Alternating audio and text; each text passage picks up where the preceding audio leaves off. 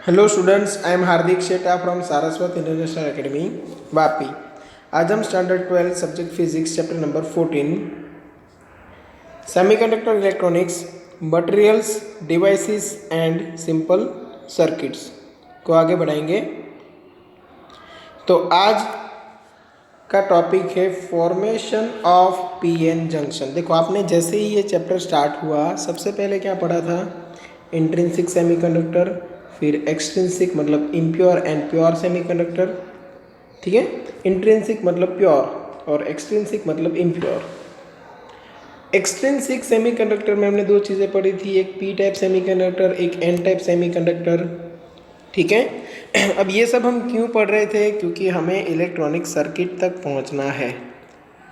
अब electronic circuit तक पहुंचना है तो डिवाइसेस की ज़रूरत पड़ेगी, लाइक डायोड्स, ट्रांजिस्टर्स, ये सब लॉजिक गेट्स। ठीक है, अब ये सब बनाना है तो आपको सबसे पहले ज़रूरत पड़ेगी पीएन जंक्शन की। और पीएन जंक्शन कैसे बनता है वो आज हमें यहाँ पे समझना है। तो ये चैप्टर के लिए आप बोल सकते हो कि मोस्ट इम्पोर्टेंट टॉपिक है, क्योंकि बाकी सारी डिवाइसेस को समझना है तो आपको सबसे पहले समझना पड़ेगा पीएन जंक्शन। अलग अलग टाइप के कंडीशन में पीएन जंक्शन कैसे वर्क करता है, कैसे बिहेव करता है, वो भी आपको यहाँ पे समझना है। ओके, तो पीएन जंक्शन कैसे बनता है सोचो। एक एकदम पतली सी सपोज सिलिकॉन की चिप है, सिलिकॉन या कोई भी सेमीकंडक्टर मटेरियल। ठीक है, ये चिप है। ओके, चिप में हम क्या करेंगे, हाफ डिवीज़न निकाल लेते हैं। चलो एग्जैक्ट ये मैंने हाफ डिवीज़न निकाल लिया। ओके, अब हाफ पोर्शन में मुझे ऐड करना है ट्राइवेलेंट इम्प्योरिटी, ताकि ये पोर्शन बन जाए पी टाइप सेमीकंडक्टर। बाकी के हाफ पोर्शन में मुझे ऐड करना है पेंटावेलेंट इम्प्योरिटी, ताकि ये जो पोर्शन है वो बन जाए एन टाइप सेमीकंडक्टर। तो जैसे ही मैंने यहाँ पे पी टाइप इम्प्योरिटी ऐड की तो यहाँ पे आ गए होल। अब देखो, मैं ये आफ्टर लॉन्ग टाइम के लिए डायग्राम नहीं ड्रॉ कर रहा हूँ। जैसे ही मैंने इम्प्योरिटी ऐड कर दी तो यहाँ पे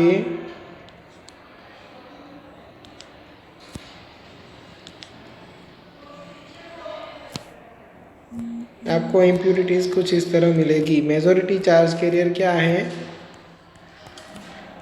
होल्स। मेजॉरिटी चार्ज कैरियर है होल्स। ओके, और यहाँ पे एन टाइप में मेजॉरिटी चार्ज कैरियर है इलेक्ट्रॉन्स।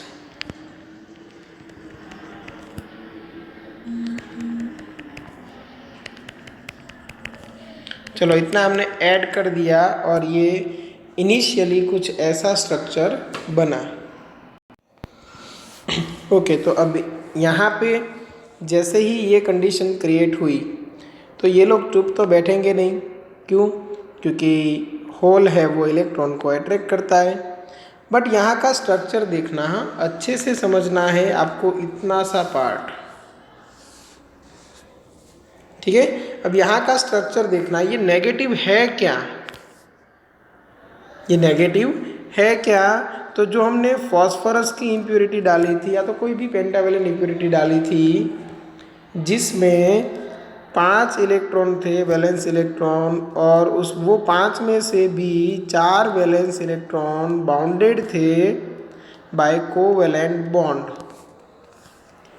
और एक इलेक्ट्रॉन हमें मिलता था फ्री, और वो इलेक्ट्रॉन यहाँ पे आपको दिखाया है। ठीक है, सेम वे ऑपोजिट साइड यहाँ पे ये जो होल बन रहा है वो होल में एक्चुअली क्या था? तो वहाँ पे था एक ट्राइवेलेंट इम्प्योरिटी का एटम। मतलब समझ लो कि सपोज एल्यूमिनियम है, तो एल्यूमिनियम की ऑर्बिट में आउटर ऑर्बिट में 3 इलेक्ट्रॉन्स थे जो कि बाउंडेड थे और एक बॉन्ड खाली पड़ रहा था जहां पे क्रिएट हुआ था होल। अब याद रखना यहाँ पे इलेक्ट्रॉन की ज़रूरत है और ये इलेक्ट्रॉन को रिमूव करना है, बट ये रिक्वायरमेंट किसकी है? ये रिक्वायरमेंट है बॉन्ड की। बेचारा फॉस्फोरस है, वो तो बोल रहा है कि मेरे पास 15 प्रोटॉन है, 15 इलेक्ट्रॉन है, तो मैं तो न्यूट्रल हूँ। बट बॉन्ड ये कह रहा है कि 4 बॉन्ड की ज़रूरत थी, चारों बॉन्ड बन चुके हैं, अब ये एक्स्ट्रा इलेक्ट्रॉन है, इसकी कोई ज़रूरत नहीं है, इसको निकाल दो। सेम वे यहाँ पे जो एल्यूमिनियम था उसके पास 13 प्रोटॉन 13 इलेक्ट्रॉन, मतलब वो न्यूट्रल था, उसको कोई इलेक्ट्रॉन इधर उधर करने की ज़रूरत नहीं थी। बट ये बॉन्ड की रिक्वायरमेंट थी। बॉन्ड का जो सजेशन था कि यहाँ से इलेक्ट्रॉन को लेके आओ और यहाँ पे लाके छोड़ दो, ठीक है ना। अब ये प्रोसेस होगी तो आफ्टर आपको क्या मिलेगा? आफ्टर इफेक्ट क्या होगी कि फॉस्फोरस जो है उसके पास 15 प्रोटॉन थे, 14 इलेक्ट्रॉन बचे, एक इलेक्ट्रॉन चला गया तो प्लस ई चार्ज बनेगा, मतलब फॉस्फोरस का पॉजिटिव आयन बनेगा। और सेम वे एल्यूमिनियम के साथ क्या होगा? एल्यूमिनियम के पास 13 प्रोटॉन थे और एक इलेक्ट्रॉन आया तो 14 इलेक्ट्रॉन हो चुके हैं, तो अभी उसके पास आया नेगेटिव चार्ज, इसीलिए एल्यूमिनियम का नेगेटिव आयन बनेगा। तो ये बात अच्छे से माइंड में रखो कि यहाँ से इलेक्ट्रॉन जंप करके जाएंगे होल के पास, ठीक है। इलेक्ट्रॉन जंप करके गए होल के पास, ये इलेक्ट्रॉन जंप करके गए इधर, फिर किसी को ये क्वेश्चन होता है कि सर अब यहाँ पे जो इलेक्ट्रॉन आ चुका है वो आगे भी तो जाना चाहिए, बट आगे जाएगा नहीं। क्यों? क्योंकि जो इलेक्ट्रॉन जंप करके आया है वो सीधा किधर बैठ गया? बॉन्ड के अंदर, और जैसे ही वो बॉन्ड के अंदर आ गया वो वहीं पे पैक हो गया, वो अभी आगे बढ़ेगा नहीं, ठीक है। तो इतने एरिया में कुछ अलग क्रिएट होगा। यहाँ पे देखो, इतने एरिया में आप देखने जाओगे तो इधर फॉस्फोरस के या तो कोई भी पेंटावेलेंट इम्प्योरिटी है उसके पॉजिटिव आयंस बनेंगे और इधर नेगेटिव आयंस बनेंगे। जहाँ पे इलेक्ट्रॉन आए वहाँ पे एल्यूमिनियम के नेगेटिव आयन, जहाँ से इलेक्ट्रॉन निकले वहाँ पे फॉस्फोरस के पॉजिटिव आयंस। और ये आयंस है मतलब स्टेशनरी है, वो कहीं पे मूव नहीं हो सकते, ठीक है। इसीलिए कुछ ऐसा स्ट्रक्चर बनेगा। देखो इतने पार्ट में आपको पॉजिटिव आयंस दिख रहे हैं और इतने पार्ट में आपको नेगेटिव, ये पी टाइप सेमीकंडक्टर है, ये एन टाइप सेमीकंडक्टर है, और बीच में एक रीजन ऐसा बन गया जहाँ पे सिर्फ आयंस है। और जो इलेक्ट्रॉन यहाँ से जंप करके इधर आ रहे थे, मतलब ये जो रीजन क्रिएट करा रहे थे, एक इलेक्ट्रॉन यहाँ से इधर आया होगा, एक इलेक्ट्रॉन यहाँ से इधर आया होगा, तो ये जो इलेक्ट्रॉन का जो हो रहा है उसको बोला जाता है इलेक्ट्रॉन डिफ्यूजन। तो electron diffusion from N to P होगा, और सेम वे हॉल है वो इधर से डिफ्यूज होके उधर आए माने जाएंगे। तो जो हॉल डिफ्यूजन है वो आपको राइट साइड दिखाया है, इलेक्ट्रॉन डिफ्यूजन है वो लेफ्ट साइड दिखाया है। तो यहाँ पे दो प्रोसेस हो रही है, अच्छे से ये समझना, डिफ्यूजन एंड ड्रिफ्ट। मैंने आपको सिर्फ एक ही बताई है अभी तक, वो है डिफ्यूजन। एन से इलेक्ट्रॉन इधर आए और पी से हॉल उधर गए, तो इलेक्ट्रॉन का डिफ्यूजन इस तरफ, हॉल का डिफ्यूजन इस तरफ। हम अभी तक सिर्फ इतना ही समझे हैं, ठीक है। चलो समझ लिया, डिफ्यूज़न तो हो चुका। अब डिफ्यूज़न की वजह से होगा क्या, तो यहाँ पे पॉजिटिव और यहाँ पे नेगेटिव आयंस की वजह से एक इलेक्ट्रिक फील्ड क्रिएट होगा। ये क्या बना, इलेक्ट्रिक फील्ड। और वही इलेक्ट्रिक फील्ड इलेक्ट्रॉन को एक्सेलरेट करेगा। इलेक्ट्रॉन को एक्सेलरेट करेगा तो इलेक्ट्रॉन ड्रिफ्ट करके जाएंगे टूवर्ड्स एन रीजन, क्योंकि इलेक्ट्रॉन के ऊपर जो फोर्स लगेगा वो अगेंस्ट इलेक्ट्रिक फील्ड लगेगा। तो यहाँ पे रहने वाले इलेक्ट्रॉन्स जंप करके किधर जाएंगे, टूवर्ड्स एन। दोनों प्रोसेस एक साथ हो रही है। इलेक्ट्रॉन इधर से इधर आ रहे हैं, इलेक्ट्रॉन उधर से उधर भी जा रहे हैं। यहाँ पे जो आ रहे हैं वो डिफ्यूज़न की वजह से, और ऑपोजिट साइड जो आ रहे हैं वो ड्रिफ्ट की वजह से। हाँ, स्टार्टिंग में डिफ्यूज़न का अमाउंट ज़्यादा रहेगा, ड्रिफ्ट का अमाउंट कम रहेगा। क्यों, क्योंकि जब ये लेयर बन रहा था पॉजिटिव नेगेटिव आयंस का, तब इलेक्ट्रिक फील्ड की वैल्यू कम थी। इलेक्ट्रिक फील्ड की वैल्यू धीरे धीरे इंक्रीज हो रही थी, ठीक है। तो डिफ्यूज़न फास्ट हो रहा था, ड्रिफ्ट थोड़ा स्लो था। फिर जैसे ही इलेक्ट्रिक फील्ड स्ट्रांग बन गया, इलेक्ट्रिक फील्ड की वजह से ये जो ड्रिफ्ट मोशन हो रही है वो भी बन गई स्ट्रांग, ठीक है। एक क्वेश्चन ये भी होता है कि P के ओर से इलेक्ट्रॉन आया कहाँ से, तो P के अंदर हमने ये पढ़ा है कि मेजॉरिटी चार्ज कैरियर होल्स होते हैं, बट कहीं ना कहीं पे माइनॉरिटी चार्ज कैरियर भी होंगे। तो यहाँ पे होल्स के साथ थोड़े बहुत इलेक्ट्रॉन्स भी होंगे, जिसको हम बोलते हैं minority charge carrier. Same way यहाँ पे जहाँ पे इलेक्ट्रॉन्स है वहाँ पे माइनॉरिटी चार्ज कैरियर के तौर पे होल्स भी होंगे, ठीक है। तो समझो डिफ्यूज़न एक इफेक्ट है और उसकी काउंटर इफेक्ट क्या है, ड्रिफ्ट। डिफ्यूज़न हुआ इसलिए ड्रिफ्ट हुई। क्यों, क्योंकि डिफ्यूज़न हुआ इसलिए ये पॉजिटिव एंड नेगेटिव आयंस बने, पॉजिटिव नेगेटिव आयंस बने इसलिए इलेक्ट्रिक फील्ड बना, इलेक्ट्रिक फील्ड बना इसलिए यहाँ के इलेक्ट्रॉन के ऊपर फोर्स लगा और वो ड्रिफ्ट करके उधर गए। तो डिफ्यूज़न की वजह से ड्रिफ्ट क्रिएट हो रहा है इधर। क्लियर। तो ऐसा सोचो कि इनिशियली इधर से इधर इलेक्ट्रॉन जो आ रहे थे डिफ्यूज होके उसका अमाउंट था 100, और धीरे धीरे इलेक्ट्रिक फील्ड इंक्रीज हो रहा था। तो इधर से इधर ड्रिफ्ट करके आने वाले इलेक्ट्रॉन पहले थे 0, फिर थे 10, फिर थे 20, फिर थे 40, धीरे धीरे इंक्रीज हो रहा था। जैसे ही ये 100 पे पहुंच गया, या तो ये भी देखो ये धीरे धीरे डिफ्यूज़न कम होता जाएगा, डिक्रीज होते होते 70 पे आया, और ये इंक्रीज होते 70 पे आया। अब दोनों तरफ इलेक्ट्रॉन का ट्रांजिशन है वो सेम हो गया, तो नेट करंट अक्रॉस जंक्शन आपको मिल गया 0।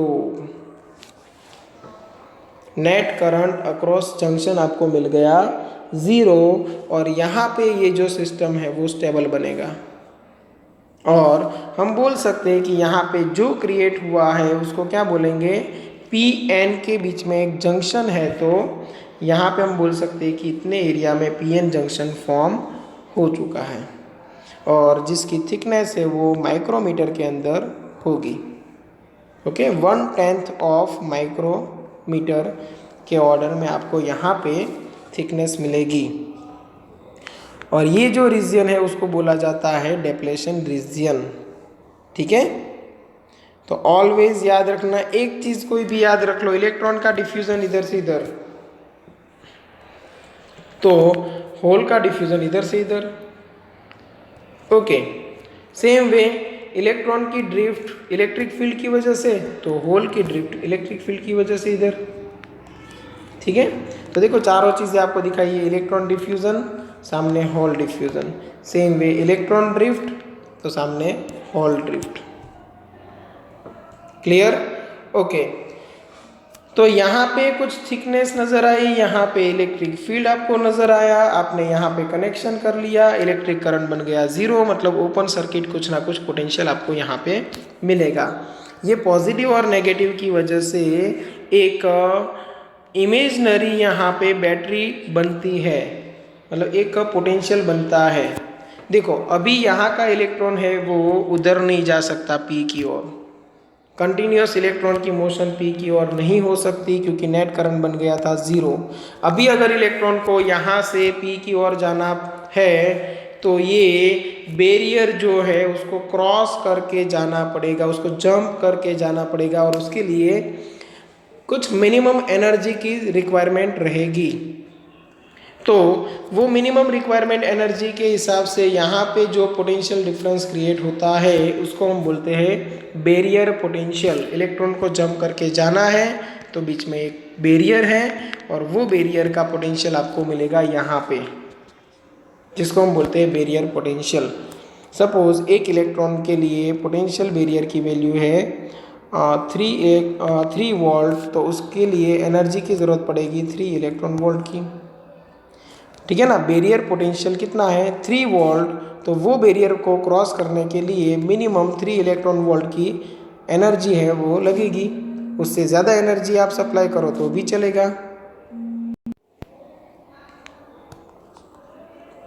ओके, तो बैरियर पोटेंशियल भी आपको समझ में आ गया होगा। तो यहाँ पे देखो बैरियर पोटेंशियल आपको दिखाया हुआ है, ये लोअर पोटेंशियल और ये हायर पोटेंशियल और ये पोटेंशियल डिफरेंस। ठीक है, डायोड अंडर इक्विलिब्रियम मतलब पोटेंशियल इक्वल टू 0। और बी में आपको बताया है बैरियर पोटेंशियल अंडर नो बायस, मतलब आपने कोई अभी तक सप्लाई कनेक्ट किया नहीं है तब बैरियर पोटेंशियल इतना मिलेगा। ठीक है, और ये पोटेंशियल बैरियर जो है या तो ये डिप्लेशन रीजन है, उसमें हम एक्सटर्नल बैटरीज कनेक्ट करेंगे तब जो चेंजेस आएंगे वो हम आगे पढ़ने वाले हैं। ठीक है, और ये जो भी मैंने आपको बताया है वो सब टेक्स्ट बुक में एज इट इज़ लिखा हुआ है, तो एक बार अच्छे से वर्ड टू वर्ड पढ़ लोगे अच्छे से समझ में आएगा। वैसे आपको आदत है नहीं वर्ड टू वर्ड पढ़ने की, बट ये टॉपिक के लिए मैं रिक्वेस्ट करूँगा कि आप एक बार टेक्स्ट बुक में वर्ड टू वर्ड पढ़ लो, डायग्राम के साथ जो लिखा हुआ है उसको कंपेयर करो और अच्छे से समझो। ठीक है, चलो तो यहाँ तक समझ में आया होगा। यहाँ पे याद कितना रखना है आपने, हाफ पोर्शन में ट्राइवेलेंट एंड हाफ पोर्शन में पेंटावेलेंट इम्प्यूरिटी ऐड की ताकि एक तरफ बना पी टाइप सेमीकंडक्टर, दूसरी तरफ बना एन टाइप सेमीकंडक्टर। जैसे ही आपने इम्प्यूरिटी ऐड कर दी डिफ्यूज़न होना स्टार्ट हो गया। तो सबसे पहले क्या हुआ, डिफ्यूज़न, इलेक्ट्रॉन है वो अपना रीजन क्रॉस करके पी टाइप में आने लगे और होल है वो अपना रीजन क्रॉस करके एन टाइप में जाने लगे, जिसको हम बोलेंगे डिफ्यूज़न। वो डिफ्यूज़न की वजह से positive and negative ion separate हुए और उन्हीं की वजह से यहाँ पे एक इलेक्ट्रिक फील्ड जनरेट हुआ जो कि पॉजिटिव टू नेगेटिव था, और वो इलेक्ट्रिक फील्ड की वजह से पी टाइप में से इलेक्ट्रॉन ड्रिफ्ट करके आने लगे एन टाइप में, और एन टाइप में से होल ड्रिफ्ट करके जाने लगे पी टाइप में। ठीक है, तो एन टाइप से पी टाइप इलेक्ट्रॉन डिफ्यूज होते थे और पी टाइप से एन टाइप इलेक्ट्रॉन क्या करते थे, ड्रिफ्ट करते थे। और ये डिफ्यूजन और ड्रिफ्ट का अमाउंट जब सेम हो गया तब करंट हो गया, टोटल नेट करंट मिल गया 0, और तब जाके ये प्रोसेस रुक जाएगी और ये जो पी एन जंक्शन है वो अभी स्टेबल रह पाएगा। और नए इलेक्ट्रॉन को अगर जाना है एन से पी तो ये बैरियर क्रॉस करना पड़ेगा, इसलिए यहाँ पे जो पोटेंशियल डिफरेंस जनरेट हुआ उसको हम बोलते हैं बैरियर पोटेंशियल। ओके, चलो ये सब आप याद रख लोगे। अभी देखते हैं इन्हीं की हेल्प से सेमीकंडक्टर डायोड। तो सेमीकंडक्टर डायोड में कुछ नहीं है, यहाँ पे देखो डिप्लेशन रीजन है, पी टाइप सेमीकंडक्टर है, एन टाइप सेमीकंडक्टर है, जो भी हमने पीएन जंक्शन बनाया था वही है, बट सिर्फ फर्क क्या है कि कनेक्टिविटी के लिए यहाँ पे हमने लगा दी मेटालिक प्लेट दोनों तरफ और एक एक टर्मिनल बाहर निकाल दिया। तो ये प्लेट और यहाँ पे हमने कनेक्शन निकाल लिया, ये साइड पॉजिटिव बनेगी, ये साइड नेगेटिव बनेगी, तो ये एनोड है डायोड का और ये है कैथोड। ठीक है, तो ये जो एरो की डायरेक्शन क्या सजेस्ट करती है समझो, यहाँ से ये डायरेक्शन में अगर कन्वेंशनल करंट आता है तो उसको पास होने देगा, और ऑपोजिट डायरेक्शन में अगर करंट आता है कन्वेंशनल करंट तो वो करंट को ब्लॉक करेगा। ये डायोड की खासियत है, और वो कैसे करता है वो हम आगे पढ़ने वाले हैं forward and reverse connection of diode में। ठीक है, तो diode under forward bias and diode under reverse bias आपको नेक्स्ट क्लास में मिल जाएगा। ठीक है, तो यहाँ तक अगर किसी को कोई डाउट है तो कांटेक्ट कर सकते हो। चलो ठीक है, यहाँ तक रखते हैं। Thank you.